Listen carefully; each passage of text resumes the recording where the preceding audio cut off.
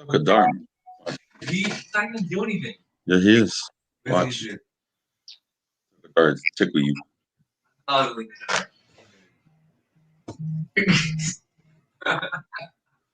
Heard that, Kadar? Elijah said you ain't gonna do anything to him because he's following you. Tell him when I see him, I got him.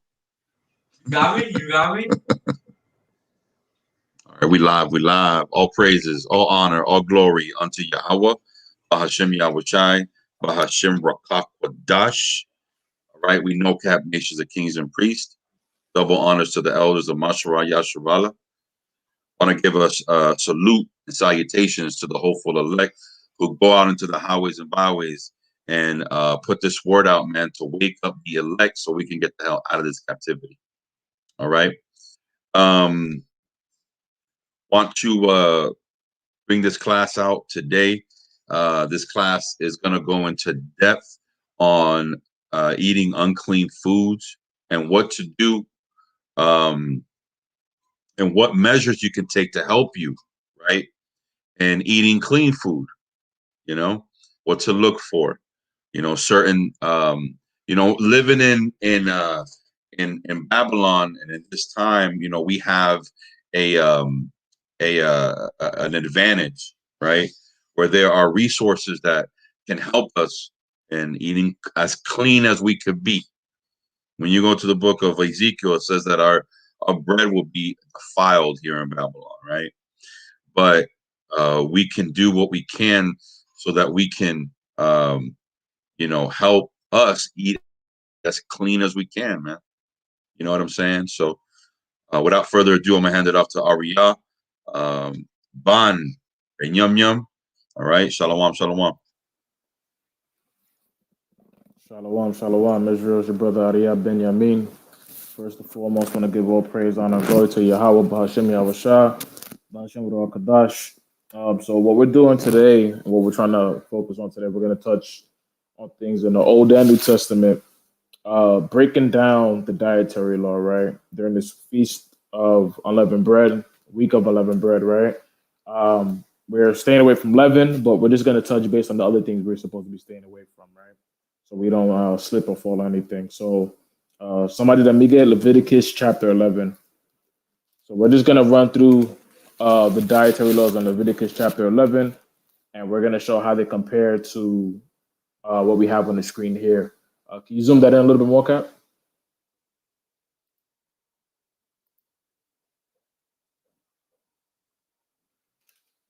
And then let's, I want to say it's the bottom portion of that list. We're going to start from like the, right there, correct. All right, so somebody read, start from the top of Leviticus chapter 11. Con, this is book of 11 verse 1. Con, This book of Leviticus chapter 11 verse 1. So, it says, and the Lord spake unto Moses and to Aaron, saying unto them,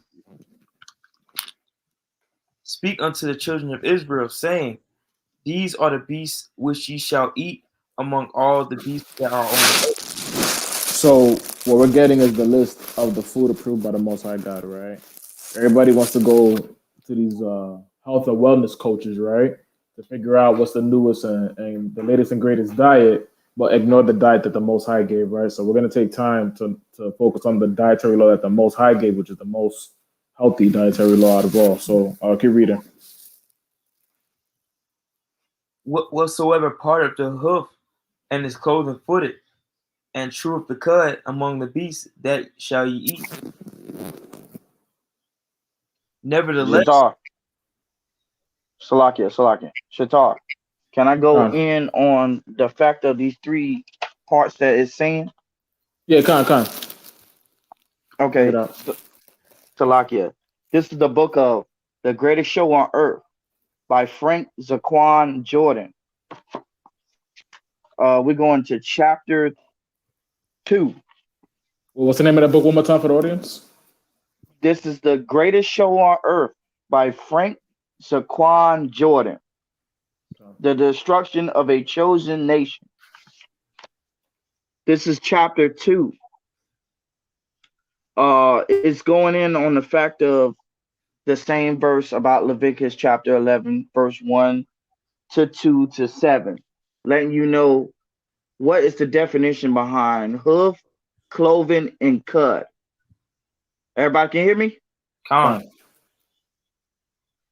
The definition of hoof, the hard covering on an animal, such as a horse or pig. The definition of cloven, aka footed, split or divided in two. So that's how you know what a cloven foot, which animal has the cloven foot or the hoof. The definition of cut, partly digest food returned from the first stomach of the remnants to the mouth for further chewing for a second time. And that was it. Salaki. Just wanted to bring that. No worries. Cap, did you get that link I just sent you? Just so is that the book you were referencing right now? That's the book. Just so the audience know what book we're reading from, we like to give you historical sources, extra biblical sources, and we like to tell you where the source information is coming from. So when you want to fact check and do some more homework and research for yourself, we're trying to enable you with all the tools necessary for you to self-educate. Yeah, Khan, and if I could, this is Elder Zaquan from the Yahweh's camp in North Carolina. There's some stand-up brothers, man, and he is a stand-up brother. Man, these books are extremely powerful. We actually, I say we, but Kadar been bringing them out in camp, and they're extremely edifying. As you can see, they really, low cost. What the brother did was in the spirit, and he brought it out where comprised everything kind of together, and definitely support that brother, man. Let's support each other also in the information that we bring out. So again, it's well worth it. But you said you sent me a link, right? Well, that was the link for the same book you're referencing right now. Okay. Con. All praises in the spirit. All right. Let me go back to the. Let's go. Let's get to verse. Where do we leave off? 4. Verse 4. Gone. Book of Leviticus, chapter 11, verse 4. Nevertheless, these shall ye not eat of them that chew the cud, or of them that divide the hoof, as the camel, because he cheweth the cud, but divideth not the hoof, he is unclean unto you. And the coney, because he cheweth the cud, but divideth not the hoof, he is unclean unto you. And the hare, because he cheweth the cud, but divideth not the hoof, he is unclean. And the swine, though he divide the hoof, and he be cloven footed, yet he cheweth not the cud, he is unclean to you. Of their flesh. Still Can I go in? Yeah. Oh, matter of fact, no. Matter of fact, finish that out, and I'm gonna go to the book. Still Go ahead. God. And the swine, though he divide the hoof and be cloven footed, yet he cheweth not the cud, he is unclean to you. Of their flesh shall ye not eat, and of their carcass shall ye not touch. They are unclean to you. So let's take a break right there, right? So this is kind of like an old English, so some people don't know what animals are actually on this list, right? They don't know which animals are chewing the cud. So I'm gonna let the brother Kadar bring something out, and then we're gonna go through the list and start listing off these animals that are lawful and which ones are unclean for us, right? So Kadar, bring that out, and then I'll carry on. So it's just the concept of the pig, letting you know the reasons why we can't eat it or touch it, because there's things that the pig does that our brothers and sisters need to know. So this is again the book named The Greatest Show on Earth by Frank Zaquan Jordan, The Destruction of a Chosen Nation, chapter 2, going into the chapter about unclean animals. This is about this pig. They are considered scavengers of the farm to eliminate waste, often eating anything they can find. This includes not only bugs, insects, scraps from whatever they can find laying around. They are also known for eating their own feces, as well as a dead carcass of sick animals. A swine doesn't have any sweat glands. Sweat glands are used to get rid of unwanted toxins in the body. This leaves more toxins in the pig's body. One of the biggest concern with eating pork of any kind is trichinosis. Trichinosis. This is an infection that humans get from eating uncooked pork or pork that contains the larva of trichinosis worm. Pigs are primary carriers of tapeworms. And if people don't know what these things are, there was a TV show that was like in the 90s, like early 2000s. It was called I Have Something Living in Me. If you remember that TV show, yeah, Monsters Within or something like that. If you remember that TV show for all the old schoolers, that show was literally going in on about big giant worms living in people's bodies. This is where they come from. Eating pork, eating all type of abominations. This is where these unclean things come from. So with that, Salakia, Shatar, continue on with your class. Very good, King. You're good. Hey, Salakia, real quick. So we're on the subject and Salakia Shatar, but let me bring this out, man, because this goes exactly with what y'all bringing out. And if not, I'm not going to get an opportunity to say it. But here we go. There's some crazy information. So when the Shatar told me this class tonight, I was like, all right. So I came up on this website, and it has some interesting facts, right? Y'all can see my screen? You might have to zoom in some more. Some more cap. Let me, oh man, here. All right, that better? So now it says 12 scientific reasons for declaring pigs Harman debunked, right? Harman is forbidden, right? In the Arab language, right? So now, touch on that real quick. Haram would be the same thing like saying kosher or unlawful, right? The Muslims take their dietary law based off the Abrahamic tradition, which is the Mosaic tradition, which is our tradition, right? They pretty much steal stuff from the Israelites and put it into their religion and culture. So haram is the same thing like saying lawful. So we're not going off and following Muslim stuff, just to clarify. It's just the Muslims took what we practice and our dietary laws, and they just call it haram. But just want to touch on that real quick. So right. Con. So watch this. Scientific claim number 1: pigs eat shit. Right? Claim: pigs are absolute garbage guts. They'll eat anything from their own feces, cancer growth on their pigs, different sorts of insects, decaying animal flesh, and drink their own urine. As you can see in this picture, you got one pig drinking the other pig's urine, right? Ooh. And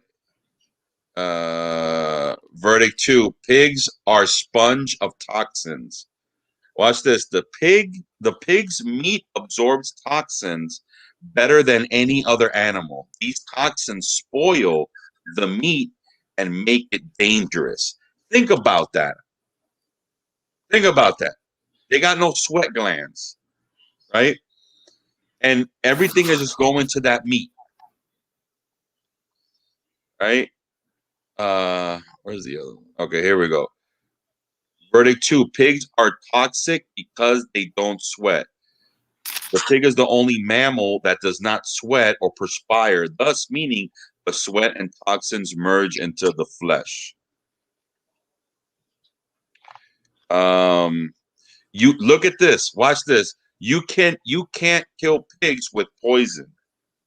Pigs and swine are so poisonous that you can hardly kill them with sericine or other poisons. Let's see what that is right quick. This is what y'all put in your body. As a matter of fact, you Christians are going to eat this for Easter.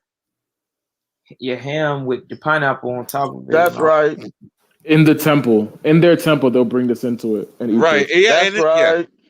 Sericine, a highly toxic, colorless, odorless, bitter, crystal pesticide, particularly for killing small vertebrates such as birds and rodents. That can't kill a pig. Look at their face. It's just... So this is what y'all put in y'all body. Y'all love them chitlins and all that. Come on, man. Pig feet, Yeah. pig tail. Big feet. Y'all think like, yeah, y'all think like that is a delicacy. Man, that is slave food, man. They give y'all scraps. Actually, if I may say something, it was what the slave master did to our people when we was on the ships. He knew the law that we were supposed to keep, and what he did, he put like bacon grease, like pork grease over us, like rubbed it over us and threw us on the ships. So, because he knew the law that we had to keep, we're not supposed to touch that carcass. You know. So at Salakia too, don't forget during the slave times, they actually force fed the slaves chitlins. All the scraps from the pigs they gave them because the slave master kept all the good parts of the pig. Quote unquote good parts. Right. Con, quote unquote, sturdy foul. Con. Right. Go ahead, Shatar. I'm trying to remember what movie that is where it was like Nat Turner, one of those movies where the slaves, they're refusing to eat because they're trying to feed the slaves like chitlins and ground pork and all this stuff, right? So the slaves, they're like willingly starving themselves, right? The same way our ancestors did the last time the Grecians tried to force them to eat pork. They were refusing to eat it, so they ended up knocking the dude's teeth out. No, I just watched that. Right. They knocked his teeth out, put a funnel in his mouth, and forced all that nasty swine down his throat because he wasn't eating. So they had to take his teeth out and force it down his mouth like a smoothie. You know what I mean? So that's how far our people are going to stay away from this swine and eating that abominable meat. And now our people are so far gone where we're putting that bacon on everything. We'll pay you money to feed us that sin. They made sin so tasty, and they made sin a delicacy, right? Even when it comes into, we're gonna get into the rest of them. When it comes into lobster, right? That's a delicacy. Shrimp's a delicacy, right? They're charging you high price to sin, and people are willing to pay and break bank sometimes. They can't even afford that sin, but they'll pay top dollar to sin, and they don't have no idea that they're paying money to break God's laws. Ignorance. This is the ignorance that won't be bliss at the end of the day. Yeah. I was about to say ignorance is bliss. That's what they say. Right. Well, on that day, it won't be blissful. So let's get back to it. But before we get back to it, we're gonna pick up at verse 9. I just want to go through that list if we could get it back up. And so just so we can recap, right? We're going to read off what's clean on the chapter, the portion of the chapter we cover, right? Verses 3 through 8. We're going to read off a few animals that are deemed clean, and then we're going to read off the animals that are deemed unclean. So there's no confusion on what animals are clean or unclean. And if there's an animal that fits into this family group of unclean and or clean animals, they may or may not be clean or not. It's something to look into.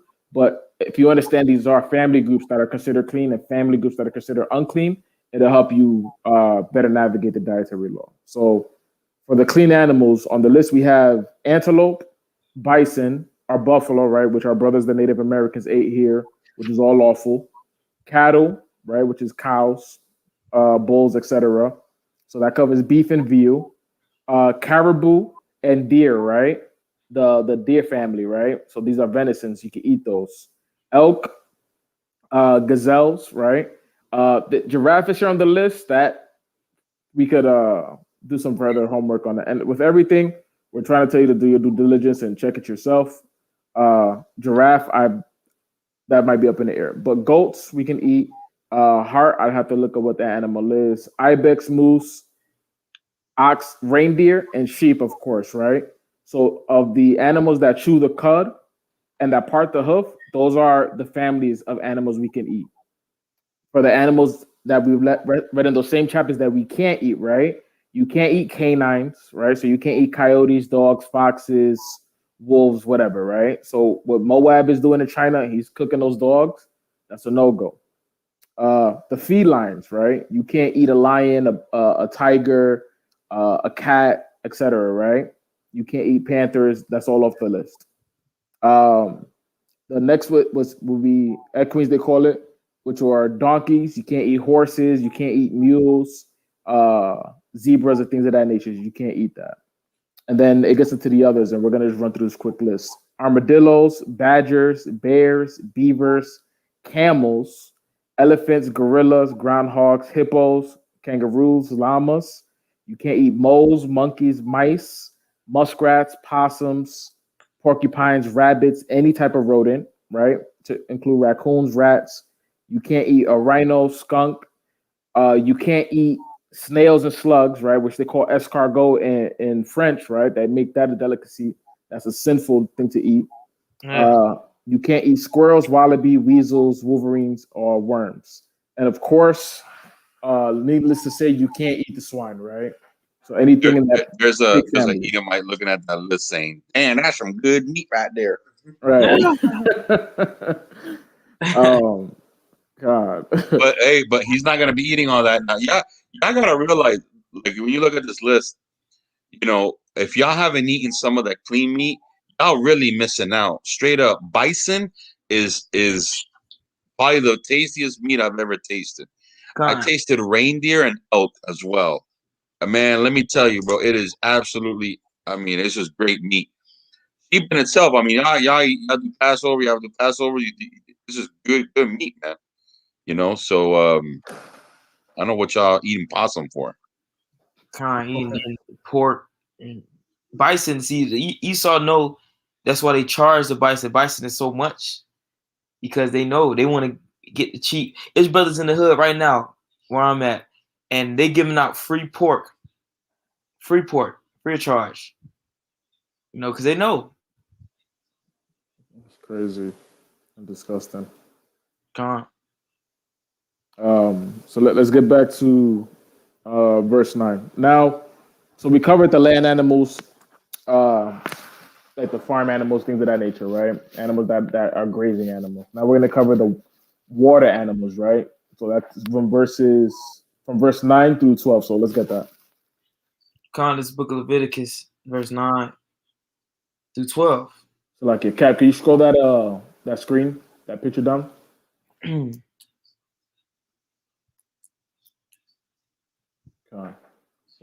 get reading. Verse 9. These shall ye eat of all that are in the waters, whatsoever have fins and scales in the waters, in the seas and in the rivers, them shall ye eat. So, baseline of what to eat in the waters, right? The baseline, it needs to have scales, right? Preferably from top to bottom. You want it to be scales like a armor, like a chain link armor, right? It needs to have that appearance. Secondly, it has to have fins, right? So it can't have scales but no fins. It needs to have both, right? For it to be even considerable to be clean. So an octopus, it doesn't have fins or scales, right? You obviously cannot eat that, right? a dolphin, it has fins, but it doesn't have scales, right? So even though it has fins, it's not lawful for us to eat, right? And then you got things like salmon, right? It has fins and scales, so we can't eat stuff like that, right? Just to give you a quick synopsis on the fins and scales and how that breaks down, right? Keep reading, King. Verse 10. And all that have not fins and scales in the seas and in the rivers, of all that move in the waters, and of any living thing which is in the waters, they shall be an abomination unto you. So these critters like shrimp and crab and lobster that you're eating out the water, God said they're an abomination to you, and God did not change, right? According to Malachi 3:6, God does not change, right? So let's keep reading. Come. They shall be even an abomination unto you. Ye shall not eat of their flesh, but ye shall have their carcasses in abomination.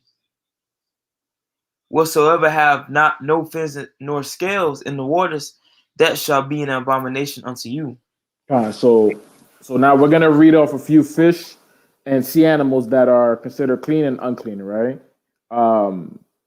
I'm gonna skim through the list for more popular animals, right? That people tend to eat. I probably won't read everything on the list, but the list is displayed. And if you ever want to search the list, just look up Levitical law, right? Levitical dietary law, and you can pull up different types of lists and get some more insight if you ever need to.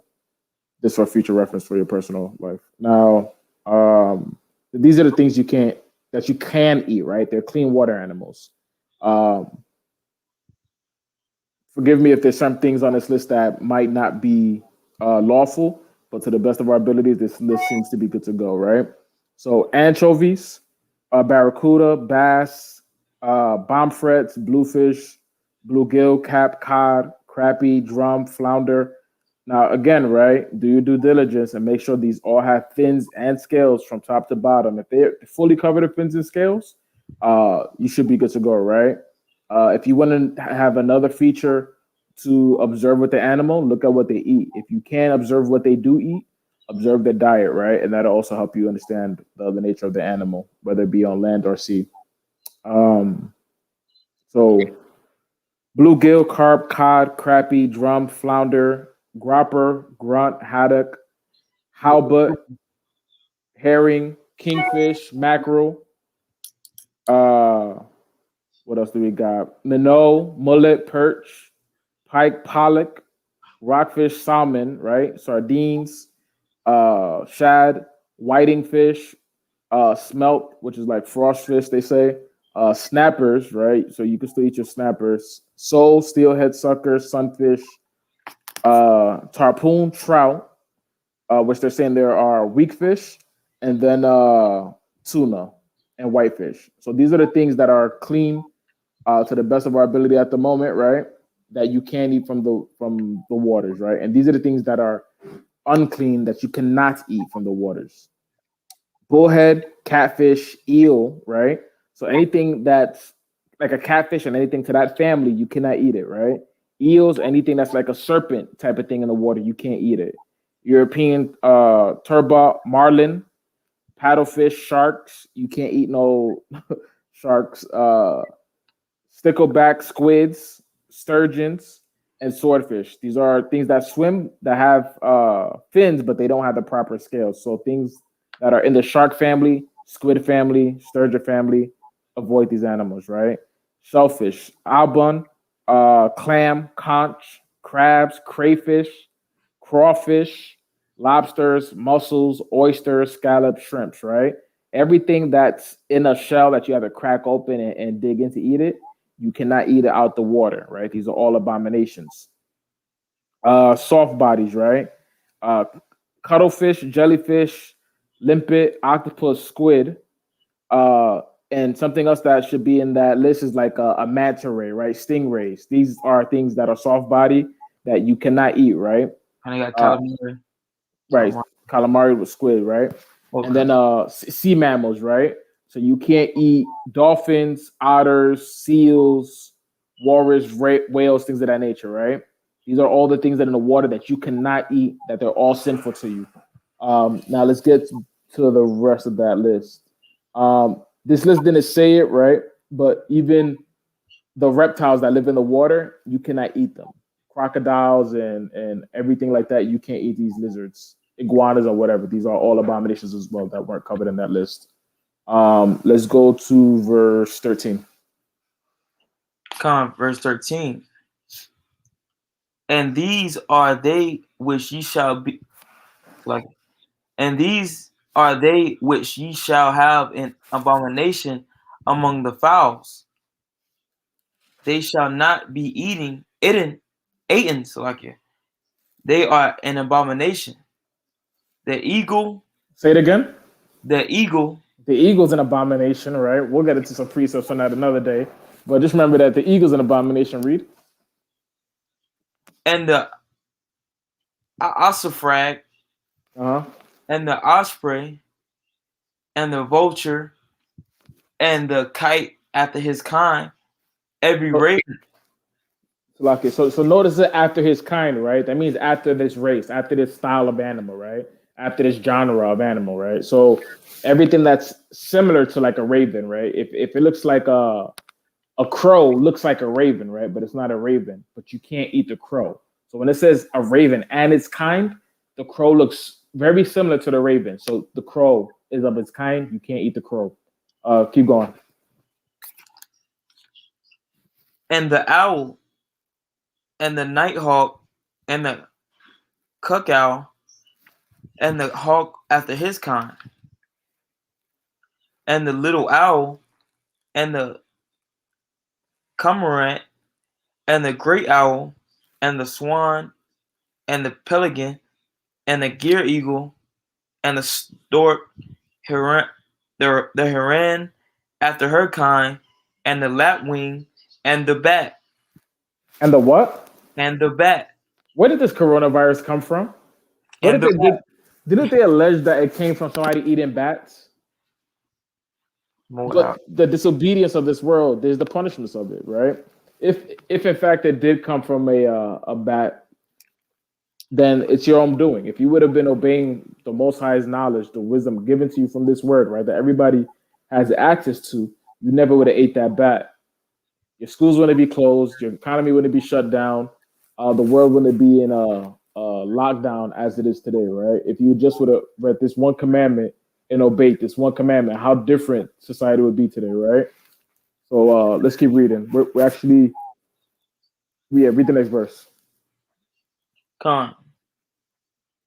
It says, all fowls that creep, going upon all four, shall be an abomination unto you. So I'm gonna read off the list of the clean animals to eat, right, and the unclean animals to eat in regards to the fowls, flying animals. So clean flying animals, right? So chickens are good to eat. Doves, the ducks and goose.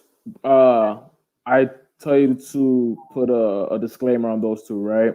You want to be mindful of certain types of animals because they might be similar to that pelican family that we're not allowed to eat, which are the web-footed swimming/flying birds, right? So be mindful with those. Those might be a little discretionary. But I'll continue. Even ducks? Guinea fowl. Say it again. Salake, even ducks? Ducks possibly might be unlawful. I'll have to do a better analysis on that particular animal, but from what I see, it has too many similarities to the pelican and type of animals where, like the herons and stuff like that, where we're not supposed to eat those. I agree. A heron and a chicken is that it's web-footed and it's a flying swimming bird, right? Now, if I'm looking at the flying swimming birds and their kind, the similarity is that they're able to swim, fly, and web-footed, of course, right? So this is why I say let's be mindful with the duck and goose, right? Do your due diligence and do some more homework on that. If I get the chance to do some homework, I'll come up with a small 5-minute class on that. Hey, if I could, if you have any doubts don't eat it. God. Until you get some sort of understanding behind it, do not eat it. Now, we will stand on that it is unclean because of the web feet, but that does, we could look at it a little bit further, but at the end of the day, if there's any doubt, don't eat it. For example, we went through the fish, right? Some brothers call, the tuna of not being clean because the scales are not visible. Well, it depends what tuna species you're talking about. Because the yellowfin tuna and the bluefin tuna actually have large scales. You can look them up yourself, and they actually fit the Lord's dietary laws check mark, right? However, you got the larger sized tunas where they still got scales, but they're not visible. So again, if you doubt, don't do it. That's always a good rule of thumb.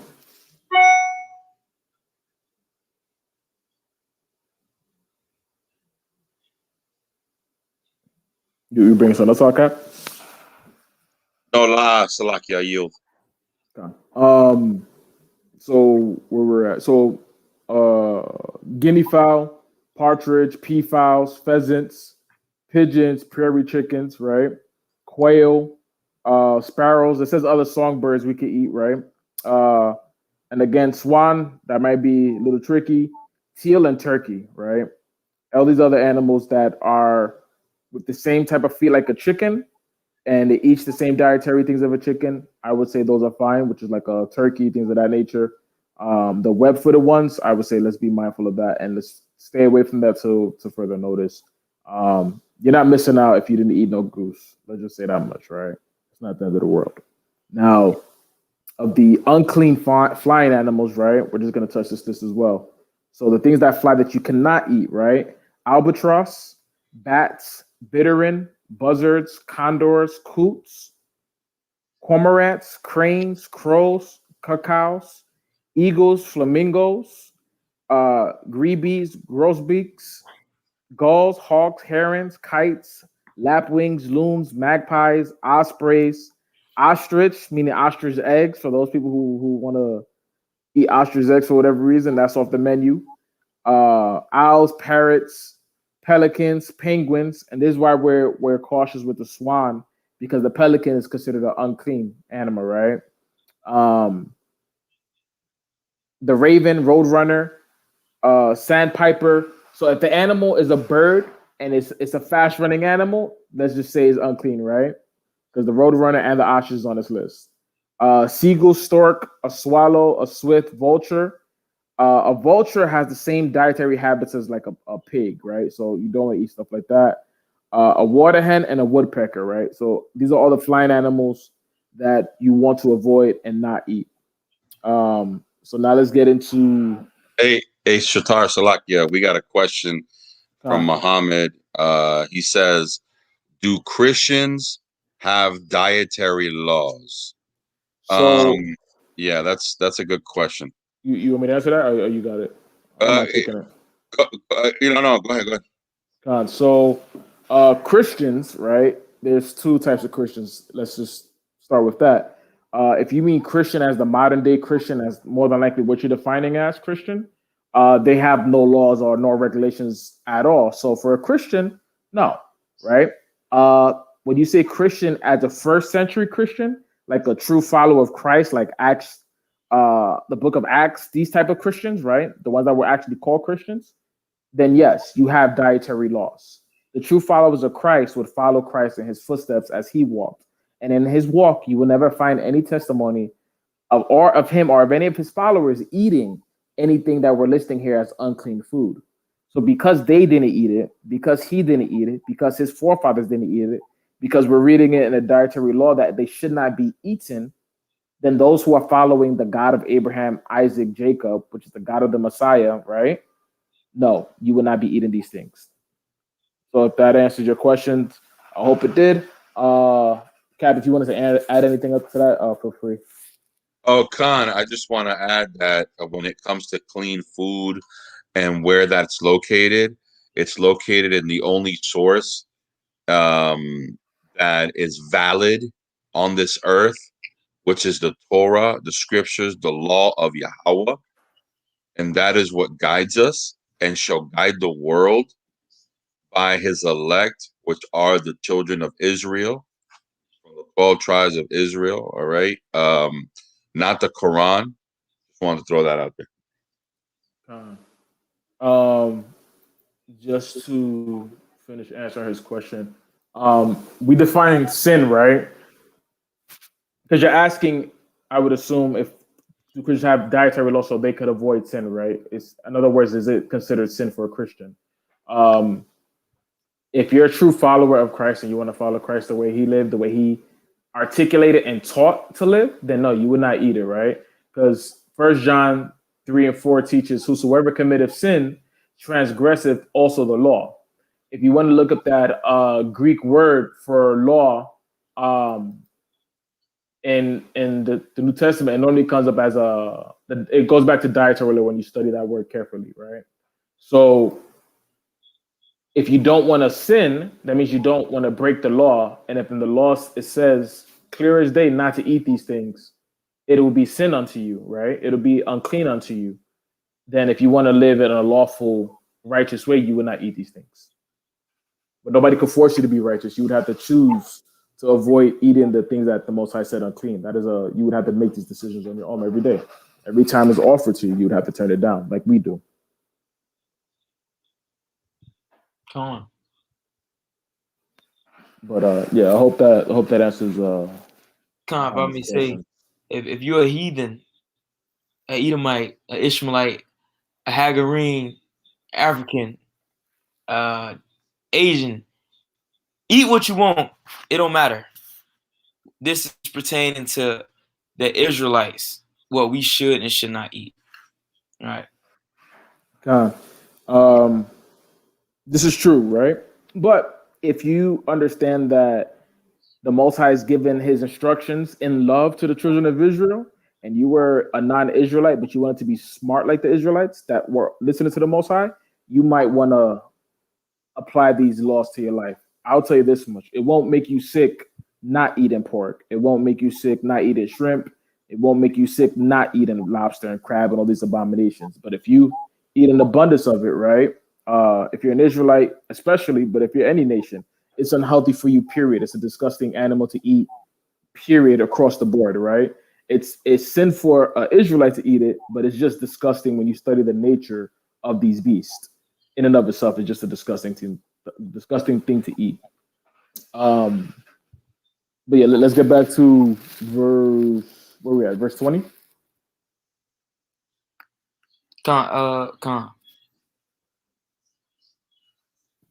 Verse 20. Verse 21. Yet these may ye eat. Well, I'm sorry. Verse 20. All fowls that creep going upon all four shall be an abomination unto you. Yet these may ye eat of every flying creepy thing that goeth upon all four, which have legs upon their feet to leap withal upon the earth. Even these of them ye may eat, the locust after his kind, and the bald locust after his kind, and the beetle after his kind, and the grasshopper out of his kind. But all other flying creeping things which have 4 feet shall be an abomination unto you. All right, let's pause right there, right? So just touching these are touching insects for the most part, right? Now, yeah, it sounds crazy, but there's some insects that are lawful to eat. You're allowed to eat it, right? You'll hear people in the Bible that they were eating wild honey and locusts and things of that nature, right? So it was something lawful for us to eat. Not saying it's for everybody to eat, right? If you don't want to eat it, you're not forced to eat crickets and grasshoppers, right? But it is afforded to you, and it won't be counted as sin if you did eat these animals. So it includes the locusts, crickets, and grasshoppers, right?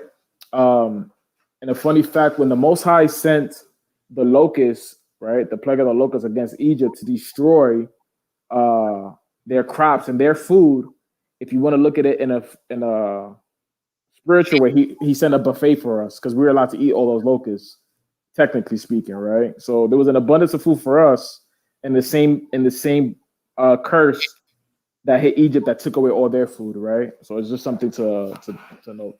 And then out of all the insects and then beetles you can eat, right? Besides uh the locusts, right? Things of that nature, locusts, grasshoppers, things that have 6 legs preferably, and that hop. If they crawl around like a roach, you can't eat it. If they hop around like a grasshopper and 6 legs, you can eat it, right? You can't eat spiders, you can't eat centipedes and nothing like that, right? It's very specific what you can eat. Locusts and that type of animal, crickets and grasshoppers. Jiminy Cricket is lunch, right? You can eat him, right? You just can't eat everything else. So where are we at? Verse 23. Con. Verse 23. But all other flying creeping things which have 4 feet shall be an abomination unto you. For these ye shall be unclean. Whosoever touches the carcass of them shall be unclean unto the evening. So when you do eat something that makes you unclean, right? Whether it be swine or unclean bird or even a roach, right? Whatever you eat that made you unclean, you're unclean until the sunset, right? Showing you that the day starts over when the sun sets. That's a new day, so you have a new chance to redeem yourself and avoid making that same mistake you made in your past day, right? You learn from that mistake, you repent from that mistake, and then when the next day comes on, you move forward and don't commit that mistake again, right? So let's keep reading.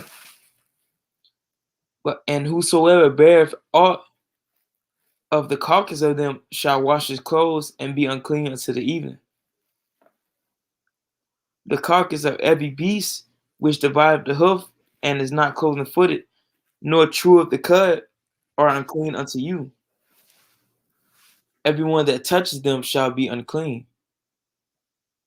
And whatsoever goeth upon his paws among all manner of beasts that are on all 4, those are unclean unto you. Whosoever touches their carcass shall be unclean unto the evening. So the animals that go on paws, right? Lions, bears, yes, all those type of animals, right? Let's keep reading. These also shall be unclean unto you among the creeping things that creep upon the earth, the weasel and the mouse and the tortoise after his kind. Right. So no more turtle soup. If somebody's been thinking that's a delicacy, that's off the menu. Keep reading. And the ferret and the chameleon and the lizard and the snail and the mole. Right. So no more gator soup or anything like that, right? That's off the menu. Keep reading. These are unclean to you among all that creep. Whosoever doeth touch them when they be dead shall be unclean unto the evening. Keep reading. And upon whatsoever any of them when they are dead doeth fall, it shall be unclean, whether it be any vessel of wood or raiment or skin or sack, whatsoever vessel it be, wherein any work is done, it must be put in water, and it shall be unclean until evening. So it shall be cleansed. So let's get some more biblical precepts, right? So this is just showing you from the foundation of the law, right? That all these things were abominations to us, right? So let's get some examples of further down in the Bible that people started keeping this law habitually, right, from beginning to end. Let's go to the book of Daniel, chapter 1 and verse. We'll probably start from 7, but the key point is in verse 8.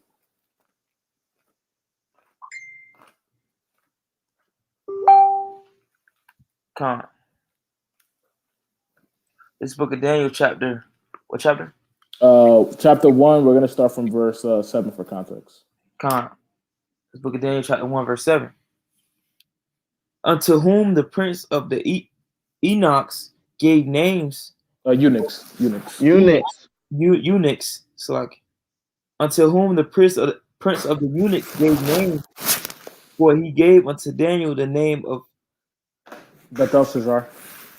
Belteshazzar, and Hananiah, and Shadrach, and to Mishael, and Meshach, and to Azariah, and Abednego. Abednego. But Daniel proposed in his heart that he would not defile himself. Daniel what? But Daniel proposed in his heart that he would not defile himself. So Daniel did not want to defile himself. Read. With the portion of the king's meat. Why do you think now that we just read all these meats that are unclean, that they defile you, right? What do you think was on the menu that Daniel was looking at it and was like, nah, I'd rather not defile myself with the king's meat? It's not the peasant's meat, right? It's the king's meat. It's what the king would eat. So it was quality meat until the Babylonian standard. But to an Israelite that knows God's laws, that knows the law, statutes, commandments, he understood that it was unclean for him to eat that, right? So let's read one more verse. Salakia. Let's finish that verse out, Salakia. Nor with the wine which he drank. Therefore he requested of the prince of the eunuchs that he might not defile himself. Now the Most High had brought Daniel into favor and tender love with the prince of the eunuchs. So now Daniel is being shown, right, to keep the dietary law. And the next verse immediately starts about how he was brought into the Most High's favor. The Most High brought him into the favor of the eunuchs, right? So he was receiving a blessing immediately after, right? So I'm just showing you here where Daniel is refusing to eat the unclean meats, right? Now let's get another example. Somebody get me First Maccabees, chapter 1 and 47. This book of First Maccabees, chapter 1. Second Maccabees, chapter 1, verse 47. No, it's First Maccabees, King. Okay, sorry. Yeah, First Maccabees. This is the book of First Maccabees, chapter 1, verse 47. Set up altars and groves and chapels of idols, and sacrifice swine's flesh, and unclean beasts. So the time frame, the time frame we're in, right, is the Grecian captivity, right? The time of the Maccabees, right? So if you understand, it's roughly about 2 to 300 years before the Messiah was born. They're still considering the swine unclean meat, right? So we have it from Exodus, right, which is let's say 1,500 years before the Messiah was born, right? Then we have 700 years later with Daniel that they're still considering this meats unclean and clean, right? And now we're in 400 years after Daniel, and we're in the book, the times of the Maccabees, and we're seeing that they're still considering swine unclean. So for the past 1,500 years, consistently, they had a concept of unclean and clean meat, right? Now, let's jump to verse 62. Verse 62. Howbeit, many in Israel were fully resolved and confirmed in themselves not to eat any unclean thing. Read it again from the top in case they weren't listening. Read it again. Howbeit, many in Israel were fully resolved. In Israel, right? Yasharallah, the people speaking to you, this people being taught today, us, right? Read. That's right. Were fully resolved and confirmed in themselves not to eat any unclean thing. So they made a commitment not to eat it. They were steadfast in this decision that they were not going to bend and they were not going to eat it. Read.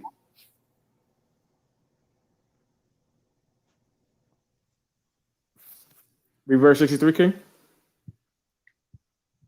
Verse 63.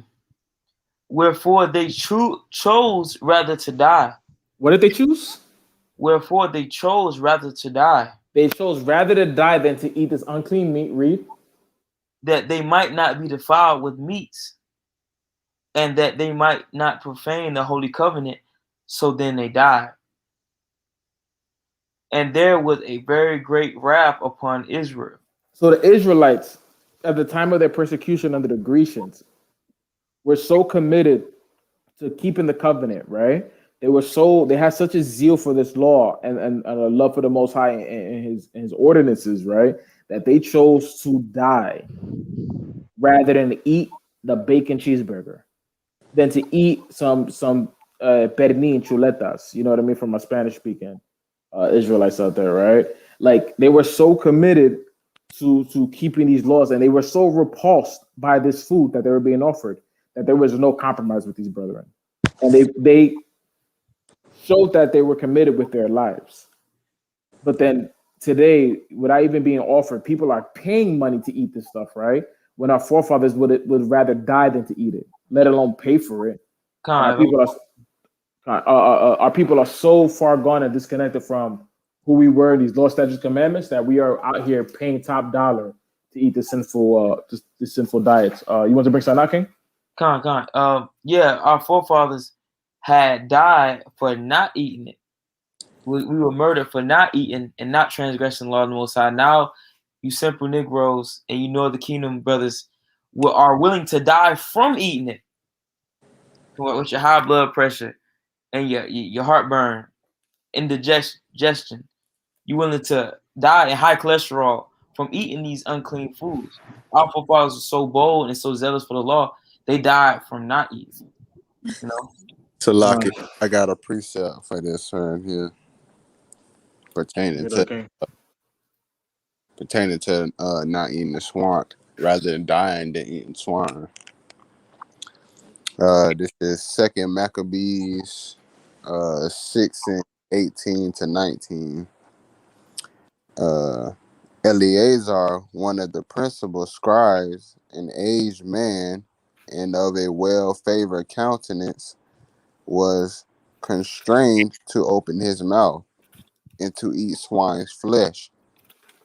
But he, choosing rather to die, glorifying than to live, stained with such an abomination, spit it forth and came of his own accord to the torment.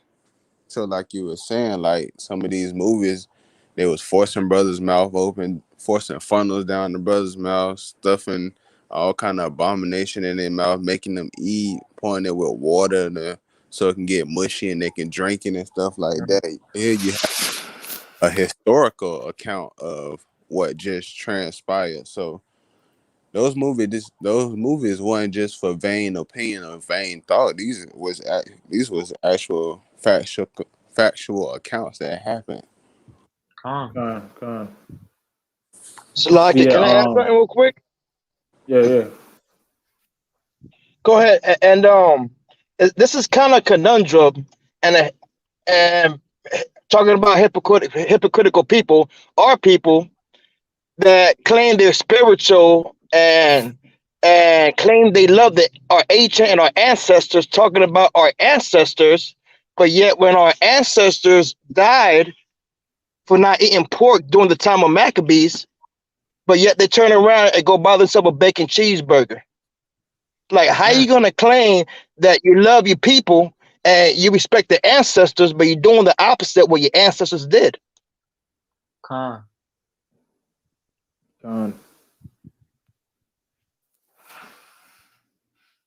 But like let's get Isaiah chapter 66, right?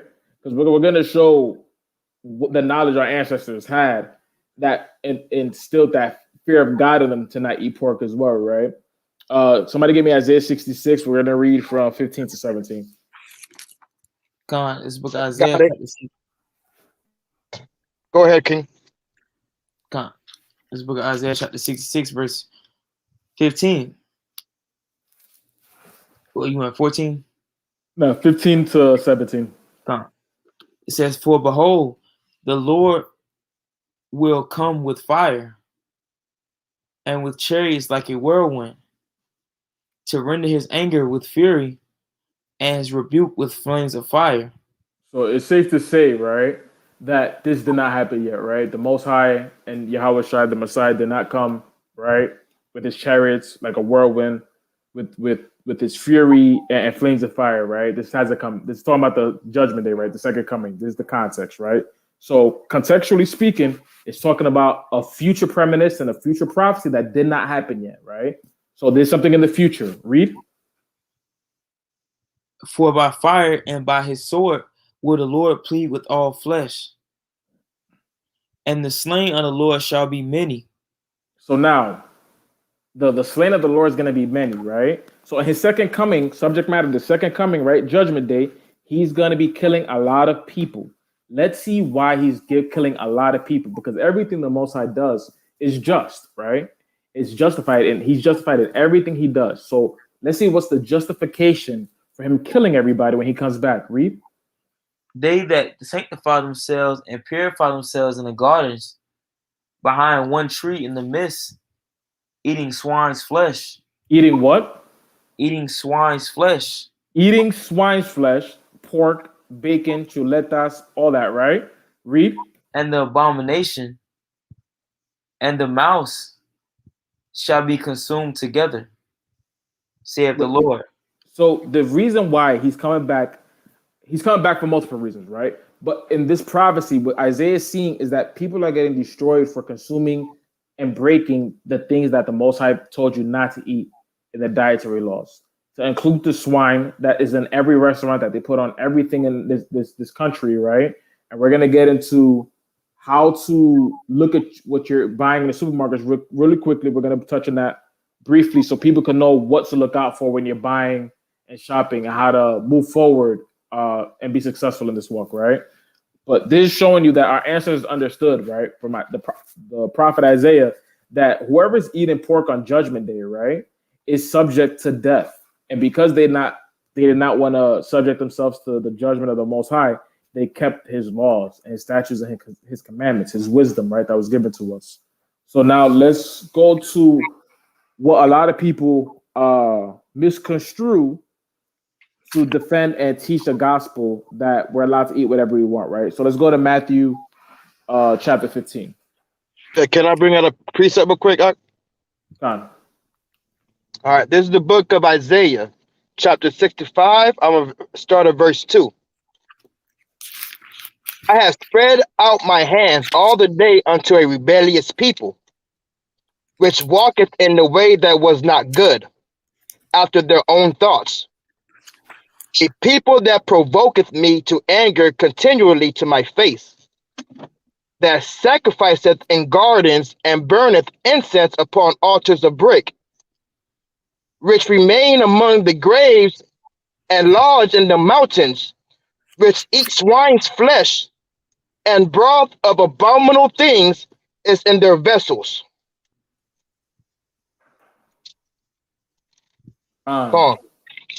So it's just showing, right, that eating that swine's flesh, right, it corrupts your vessel, right, which is your temple, which is your body, right? So don't eat that swine. It's just showing you time and time and time again, all through the scriptures, that if you're eating this stuff, right, you will be considered unclean, right? Now you're unclean to the even, of course, right, according to the law. But if you have this habit where you're eating pork every day with no regard, on that day when he comes back, what do you think you're going to be caught doing? The things you do habitually, right? So if you're a habitual sinner, you might get caught in your sin on that day, right? Because it's something you do by habit. You do it habitually. You don't want to be eating these things with no care and no concern, thinking everything's okay, and you're gonna get away with it, because you never know what day the Most High is gonna come back and judge you, right? Or judge the world. So let's get Matthew 15 real quick. And King, what verse was that you just pulled out in Isaiah? That was 65, verse 2 to 4. But really, when you get tired, read 1 through 8. Just for the audience, like I hope y'all taking notes. I hope y'all listening to this stuff and writing this stuff down in case you feel confused, confounded, or you want to verify these things for yourself, right? It is important that you write these notes down and have these accessible for your future studies. So let's get to Matthew chapter 15. Come on. We're gonna read verses 1 and 2 to start off with. Come on, this is the book of Matthew chapter 15, verse 1.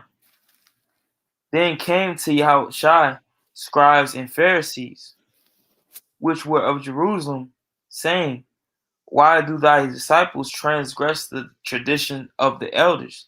Say that again.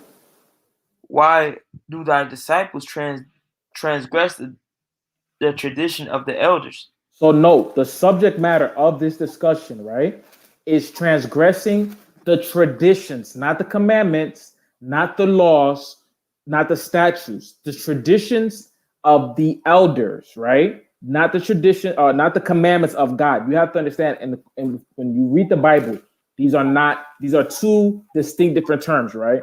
So when it says tradition of the elders, is meaning they're traditions that were passed down by men, right? When it's the commandments of God, it is the Torah law. So keep these distinctions in your mind, right? Let's get to verse 2. Slakia. Yeah, verse 2. Verse 2 says, why do thy disciples transgress the tradition of the elders? Uh-huh. For they wash not their hands when they eat bread. What is the problem? What are the disciples doing that's causing this discussion and the subject matter of this portion of the chapter? Say it again. For they wash not their hands when they eat bread. So the discussion of Matthew chapter 15 is eating bread and not washing hands. They don't say anything about eating meat, pork, swine, anything abominable, right? You wouldn't be able to come into Jerusalem and serve up a plate of pork chops on somebody's table in ancient Jerusalem. That would never fly.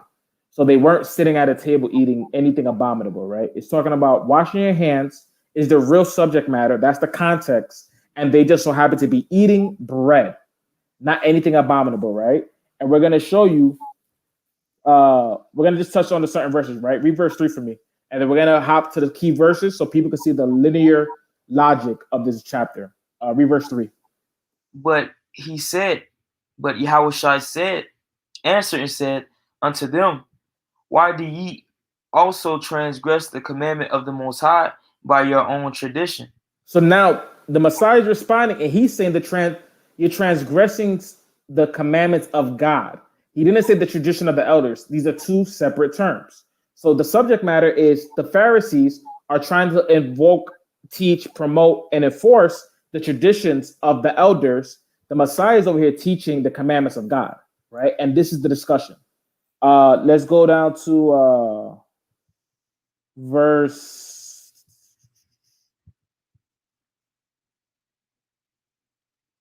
Let's jump down to verse 9. Verse 9. But in vain they do worship me, teaching for doctrines the commandments of men. The commandments of God? The commandments of men. So in verse 3, the Messiah talks about the commandments of God. Verse 9, he says the commandments of men. He's showing that there's two distinctions. He's talking to the Pharisees saying you're promoting the commandments of men, right? He's the icon and the idol for the traditions of God, the commandments of God, right? So these are the two opposing forces in this discussion, right? Now let's jump down to let's hit verse 15, and then let's jump down to 20. Verse 15. Then answered Peter and said unto him, Declare unto us this parable. So Peter's in this discussion. I brought Peter out for a reason, right? When I get to Acts 10, somebody grab that before I get there. When we get to Acts 10, you're going to understand why I went to Peter real quick, right? Because that's another person that they go to teach that you can eat whatever you want, and that's just not true, right? But mind you, in the beginning of chapter 15, the subject matter, it never changed. The context was eating bread with unwashed hands. So the problem wasn't eating bread. The problem was that they didn't wash their hands first. Like your mother says, go wash your hands before dinner. And let's say your mother says, oh, that's a sin to not wash your hands. And your response is, where in the Bible does it say that I can't eat without washing my hands? This is the discussion that the Messiah and these Pharisees are having. The Pharisees are acting like that mother, right? The overbearing mother that's making you wash your hands before you eat, right? It's hygienic, fine, right? But it's that this is the nature of the discussion, right? So now let's jump down to verse 20. Verse 20. These are the things which defile a man, but to eat with unwashed hands defile not a man. So the ending of this subject matter, right, And the ending of this discussion is still talking about eating with unwashed hands.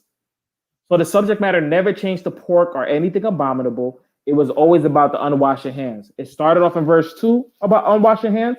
At the end of the conversation, at verse 20, it's still talking about unwashed hands. And then the next verse talks about Jesus went to Tyre and the coast of Sidon. So it shows that the subject matter is now changing, right? But when they closed that discussion, it was talking about washing hands. So for somebody to come after the fact and try to go to the scripture to say that the Messiah is talking about you can eat pork or whatever you want, that is a lie. They're teaching a false doctrine, right? Now let's go to Acts chapter 10. Come. This book of Acts chapter 10. Let's go straight to the point. Let's go to verse 11. Yeah, let's read 11 to 14.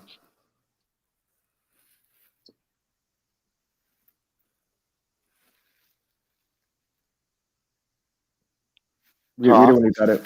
Yeah, we're reading. I thought the brother Tyler Dot was about to start reading. But No, it's not. I'm sorry, 10.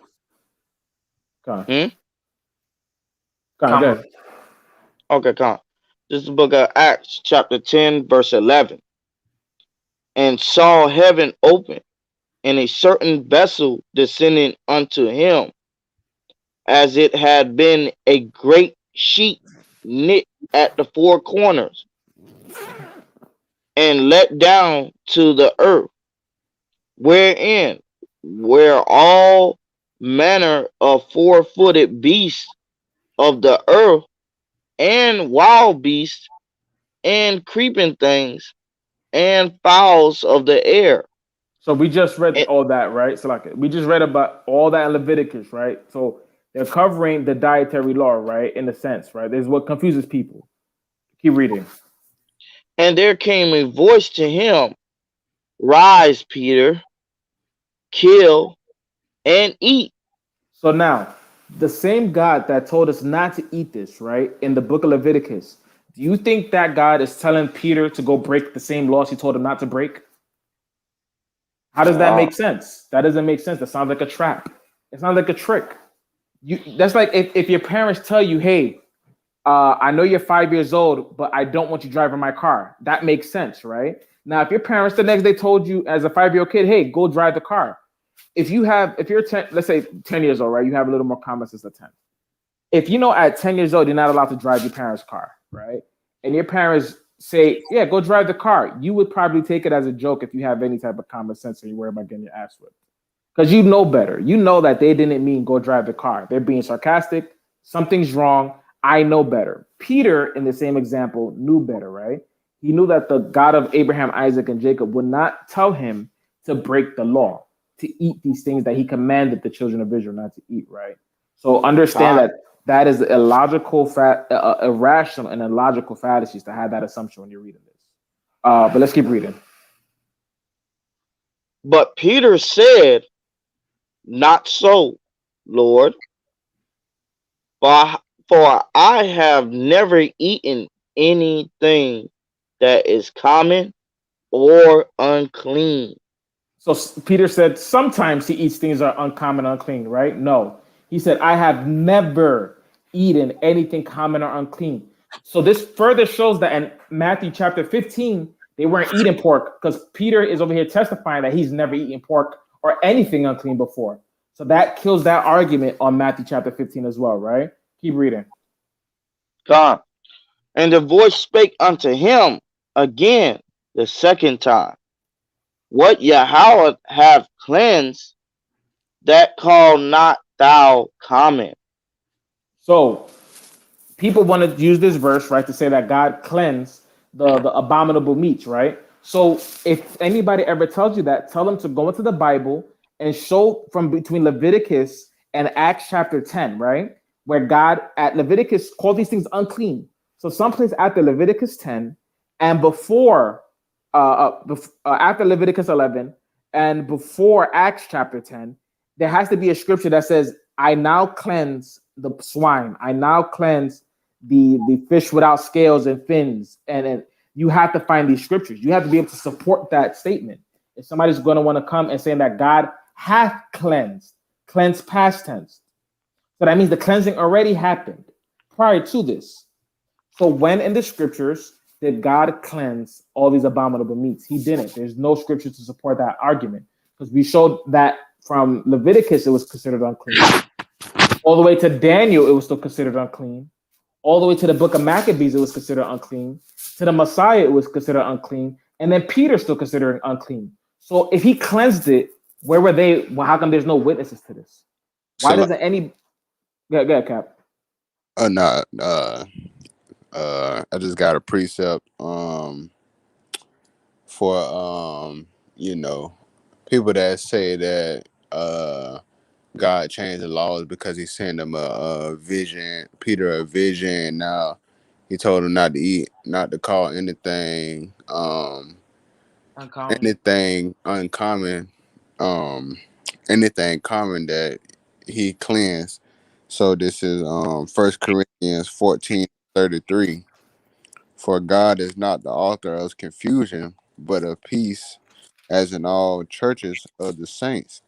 So God is not gonna send no confusion to say, oh, one part of the book he say don't eat it, but then he gonna turn around and tell them to eat it because he probably just thought he was gonna eat it or something, or change the law and say now we can eat it because I said don't call it common.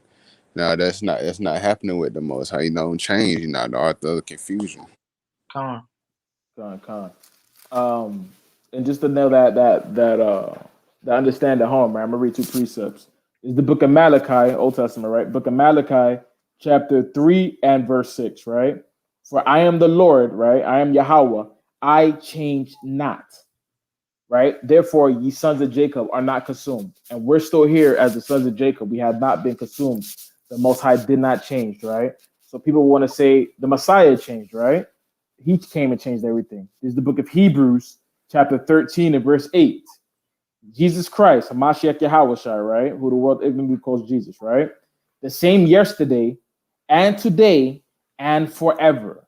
Meaning like father, like son. The father never changes. The son never changes. What need would they have to change? They don't need to improve. They don't need correction. What change? They are perfect. You don't need to change perfection. Humans need to become perfect. We are the ones that lack in perfection. It's not God. When God made his rules and he instituted these commandments, it wasn't a mistake. He didn't have to come back down later on and correct himself. He was right from the beginning. He's right everlasting. Wanted to get one more precept on this class real quick.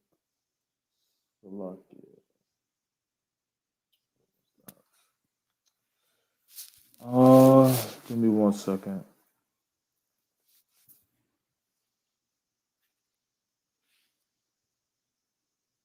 And let's just get to show this Acts 10 thing, right? Because that's always the problem for people, right? Somebody just get Joel chapter 3. I was going to read 3 and 21 just to show that when God is talking about cleansing and uncleaning and things like that, it's not talking about pork, right? So we have to. I'm showing you that the Christian church will never be able to substantiate anywhere between Leviticus and Acts that that the Most High cleansed any of these unclean meats, right? And then now we're going to show you what he actually did cleanse, right? So somebody read it when you got it. Con. Joel, what? 3 and what? 3 and 21. Con, it's the book of Joel, chapter 3, verse 21. For I will cleanse their blood that I have not cleansed. I will what? For I will cleanse their blood for that I have not cleansed. This is what they're talking about. So at this point in Joel chapter 3, they haven't been cleansed there, right? They were cleansed when Hamashiach died. His blood cleansed them and redeemed them, right? So that's why in Joel chapter 3, 21, it's saying, I have not cleansed. The Messiah comes in the gospel, cleanses us. And then in Acts chapter 10, it's cleansed past tense because this prophecy has been fulfilled. Read it again from the top. For I will cleanse their blood that I have not cleansed. For the Lord dwelleth in Zion. He dwelleth in the whole world. For the Lord dwelleth in Zion. He's with the children of Zion, is what that's trying to say, right? He's with us. meaning this cleansing, the subject matter of this cleansing, it pertains to the children of Israel. It doesn't pertain to anybody else. There's no way to get around this. We hope that you guys got edified and received the understanding of the dietary law. Actually, Cap, can I get that the other link I sent you? Not the link, the other image I sent you with the things to look out for when you're shopping on your day to day.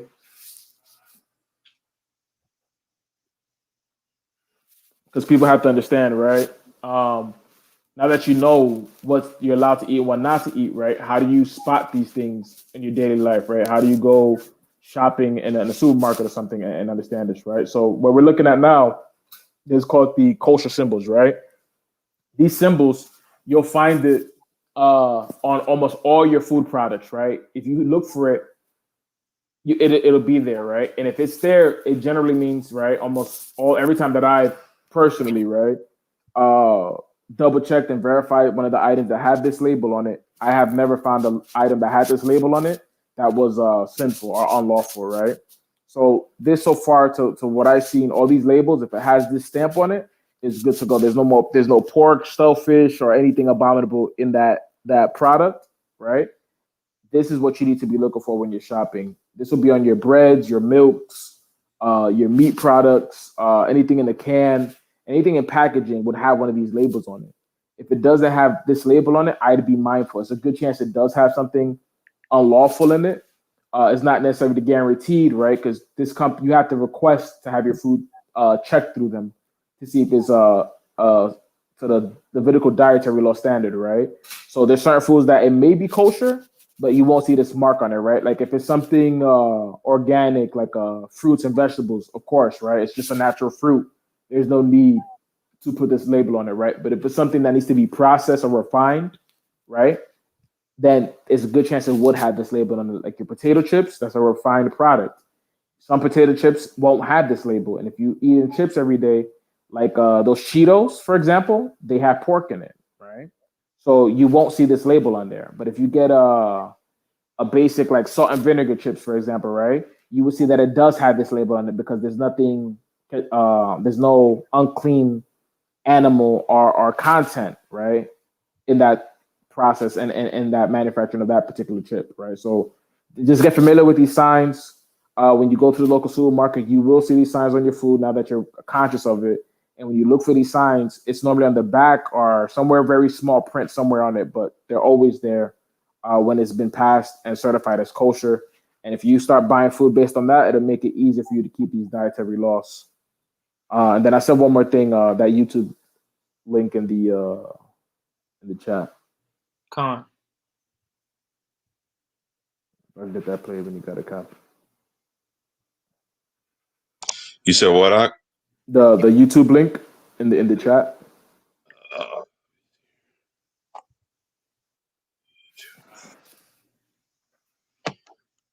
So what people need to, this is ironic, right? There's the movie, it's a small clip from the movie Malcolm X with the star Denzel Washington, right? They took the scene out the movie. And it's funny that they took the scene out the movie because if people would have saw this, more people would have been keeping this law, right? So they took this out this movie with the hope that people will continue in their sinful nature, continue to eat pork and all these abominable things, and not question it, right? And it's just funny that they made sure that we're ignorant of this knowledge. We're gonna play that clip real quick. You might have to zoom it in just a bit, Cap.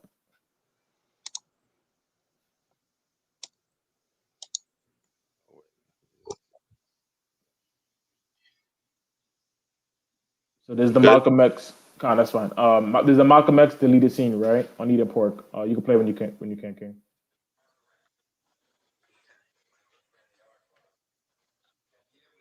Con, sound on? It sounds low. I can't hear anything. It sounds low, Cap. Sounds low. La. No, I got it all the way up. You can hear it. I can hear it. Can y'all hear it? I could hear it, but it was just faint on my end. Maybe it's just my end, but just look. Nah, La. I can't hear it at all.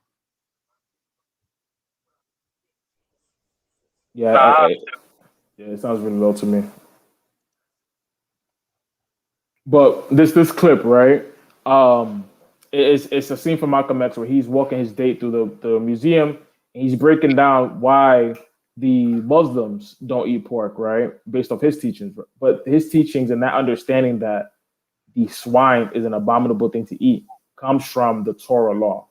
That's where the Muslims get this understanding from. They get it from the Israelites. So that's what this clip is just showing, and he just breaks it down a little bit. But it's fine because I don't think brothers can hear it. 1 second.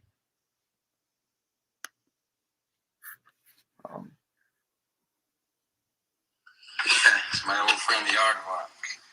And here we have the bush pig, as it says, closely related to the domestic pig. Now, do you know why Mr. Muhammad teaches us not to eat from the pig? Well, the pig contains certain disease-causing organisms. Right. Right, you're exactly right. Now, that's the physical aspect. There's also the mental or psychological aspects, and there's the spiritual reasons why we're not supposed to eat of the pig. Look at the characteristics of a pig. He's sloppy, he's greedy. Greedy like a pig, isn't that what they say? They also say you are what you eat. So what we put into our mouths affects our minds and our heart. We don't want to take on these characteristics of sloppiness, of uncleanliness, of selfishness. Now, from a spiritual aspect or a spiritual standpoint, the Bible and the Quran teaches us that it is divinely forbidden for us to eat of any pig. In various chapters in the Bible and the Quran, it talks about this. So from a physical standpoint, from a mental or a psychological standpoint, from a spiritual standpoint, we don't want anything to do with this animal. There you have it. The water king. Yeah, it's only the Israelites here that are kept in this ignorance where we think this is good for us to eat. Everywhere else outside the world, they know that we shouldn't be eating these things. You know what I mean? And we've been cut off from our knowledge, our heritage for so long where it sounds foreign for us not to eat ham and cheese and all this bacon and everything else that's killing our people, right? There's no health benefits for it. Everything in every medical science journal will tell you not to eat this, but it's on everybody's plate. You know what I mean? So these are the things that we're doing that are self-destructive to our own community, to our own people, to our own nation, and to our own spirit. You know what I mean? And it's why we teach that you have to keep the dietary law. But with that, I yield the floor. If anybody got something that they want to bring out, yeah, you're more than welcome. Carl, I got a question. Did you I wasn't here for the whole class. I had phone troubles. Did you bring out when it's okay to eat something they don't know what it is? What do you mean? Or basically, 1 Corinthians chapter 10, verse 25 and up. So 1 Corinthians 10? Con. Oh, kind of temple. Con. Give me 1 second. Let me make sure I got the right precept. I'm opening my Bible right now. It's not because I'm still at work as well.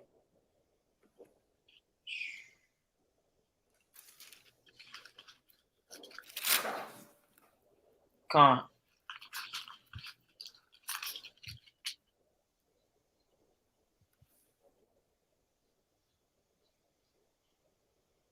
I'll call 27. I'm going to read it. It's the book of 1 Corinthians chapter 10, verse 27. If any of them that believe not bid you to a feast, and ye be disposed to go, whatsoever is set before you, eat, asking no questions for the conscience sake. But if any man say unto you, this is offered and sacrificed unto idols, eat not for his sake that showed it, and for conscience sake, for the earth is the Lord, and the fullness thereof. Meaning, if you go to a unbeliever and he ends up feeding you unclean meat, saying don't ask no questions, just eat. Wait, so it's like a So I'll give you my understanding on this, right? This is talking about in almost exclusively in regards to things sacrificed to idols, right? Not necessarily eating unclean meat, but meat that is necessarily that you would eat that has been consecrated to the idol, right? So if there's a chance where it's been consecrated to this idol, meaning devoted, sacrificed unto the idol, has some type of mixture with this idol, right? But you don't know for sure. He's saying don't let it be weighed against you. Don't automatically assume it has been, right? Pray over it and good. But if somebody tells you for sure, right, this was sacrificed to idols, right? Like, do you know for sure now? There's not a speculation. It says this is offered in sacrifice unto idols. Then he's saying, eat not for his sake that showed it, right? So it's just showing if you know that it has been sacrificed to idols, don't eat it. If you don't know, and you assume it might have, but you don't know for sure, right? Nobody's been like, no, yeah, bro, that was sacrificed to idols, and you're unsure about it. It's fine, pray over it. But if you have the witness and the testimony that it has been sacrificed to idols, avoid it. So I'm gonna start at verse 18. Verse 18 says, "Behold, Israel, after the flesh, are ye not they which eat of the sacrifices, partakers of the altar? What say I then? That the idol is anything, or that which is offered to sacrifice to idols, it is anything? But I say that the things which a Gentile sacrifice, they sacrifice unto devils, and not to Yahweh. And I would not he should have fellowship with devils. Ye cannot drink the cup of the Lord and the cup of the devil. Ye cannot be partakers of the Lord's table and the table of the devils. Do we provoke the Lord to jealousy? Are we stronger than he? All things are lawful for me, but all things are not expedient. All things are lawful for me, but all things are edify not." So yeah, Khan, it's about the meat and what goes to he talks about the same thing in Romans 14, about sacrifice meat and also not eating meat in Second Timothy's. So yeah, Khan.